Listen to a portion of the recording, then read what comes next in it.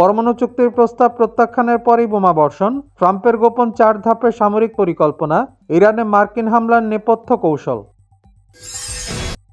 ইরানের পারমাণবিক কর্মসূচি নিয়ে করা হুঁশিয়ারি, মোসাদ প্রধানের দাবি, যুক্তরাষ্ট্রের সহায়তায় এমন ক্ষতি হয়েছে যা ভাষায় প্রকাশ করা কঠিন। গাজায় মানবিক সংকটের মধ্যে বিশাল আর্থিক চুক্তি, মিশরের সঙ্গে ইসরায়েলের $35 বিলিয়ন ঐতিহাসিক গ্যাস সমঝোতা অনুমোদন নেতানিয়াহুর।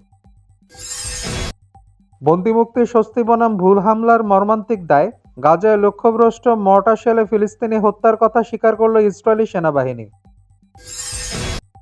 ইউক্রেনের জাপোরিজিয়ায় রুশ বাহিনীর ব্যাপক বিমান হামলা, বহুতল আবাসিক ভবন লক্ষ্য করে হামলায় 32 জন আহত, ফ্রন্টলাইনের কাছে বাড়ছে উত্তেজনা।